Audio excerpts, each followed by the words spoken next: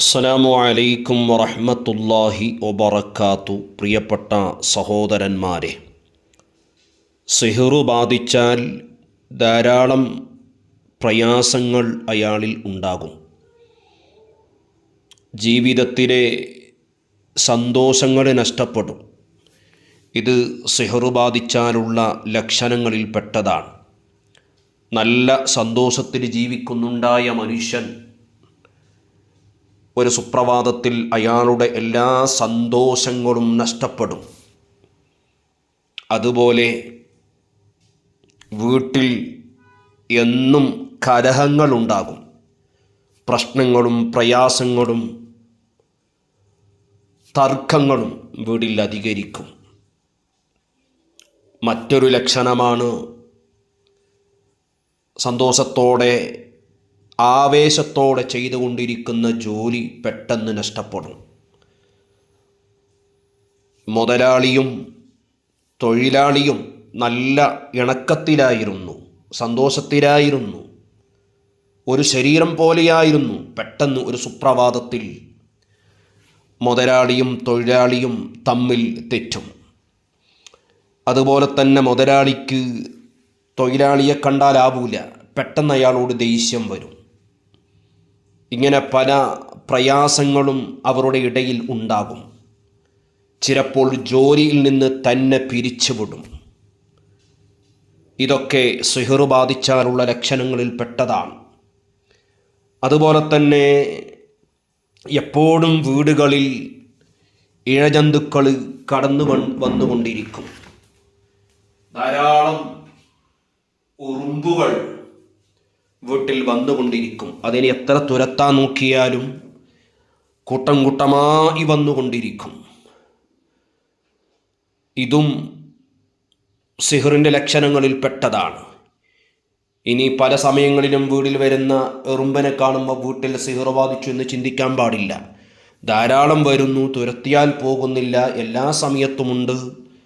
മധുരപലഹാരങ്ങളും മറ്റു വസ്തുക്കളും തിന്നാൻ വേണ്ടിയിട്ടും വരുന്നതല്ല. അതൊന്നും വീടിൻ്റെ തറയിലൊന്നും ഇല്ല. എങ്കിലും ഉറുമ്പുകൾ ധാരാളം വന്നുകൊണ്ടിരിക്കുന്നു, ഇഴജന്തുക്കൾ വന്നുകൊണ്ടിരിക്കുന്നു. ഇതും ഈ സിഹ്റ് ബാധിച്ചാലുള്ള ലക്ഷണങ്ങളിൽ പെട്ടതാണ്. അതുപോലെ തന്നെ നല്ലോണം തലമുടി ഉണ്ടായിരുന്നു. സുപ്രഭാതത്തിൽ പെട്ടെന്ന് മുടി കൊഴിയാൻ തുടങ്ങി. തലമുടി ധാരാളം കൊഴിഞ്ഞുകൊണ്ടിരിക്കും.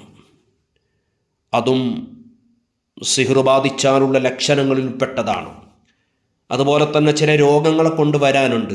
ആ ഭാഗത്തേക്ക് ഞാൻ സംസാരിക്കുന്നില്ല. അതുപോലെ തന്നെ മാറാത്ത രോഗങ്ങൾ. ചിലപ്പോൾ ആ രോഗം വന്നാൽ മെഡിസിൻ എടുത്താൽ, മരുന്നെടുത്താൽ മാറും. പക്ഷേ ഇദ്ദേഹത്തിൻ്റെ രോഗം മാറുന്നില്ല. മാറാത്ത രോഗങ്ങൾ ഡോക്ടർക്ക് കാണിക്കുമ്പോൾ അദ്ദേഹത്തിന് എന്ത് ബാധിച്ചു എന്ന് ഞങ്ങൾക്കറിയുന്നില്ല. എല്ലാ ടെസ്റ്റും നടത്തി, എല്ലാ പരിശോധനയും കഴിഞ്ഞു. എന്താണ് അയാൾക്ക് ബാധിച്ച രോഗമെന്ന് അറിയുന്നില്ല.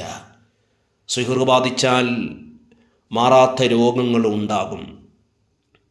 അതുപോലെ തന്നെ വീട്ടിൽ നിന്ന് പുറത്തു പോകാനും ആളുകളുടെ ഇടയിൽ കൂടാനും സംസാരിക്കാനും ഇടപഴകാനുമൊക്കെ ഒരു പേടി ഉണ്ടാവുക മനസ്സിൻ്റെ ഉള്ളിൽ.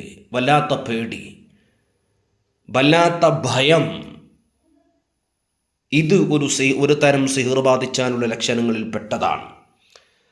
അതുപോലെ തന്നെ മാറാത്ത നിലക്ക് തലവേദന അനുഭവപ്പെടുക, ശരീരവേദനകൾ, ക്ഷീണങ്ങൾ, ഇതൊക്കെ സിഹ്റ് ബാധിച്ചാലുള്ള ലക്ഷണങ്ങളിൽ പെട്ടതാണ്.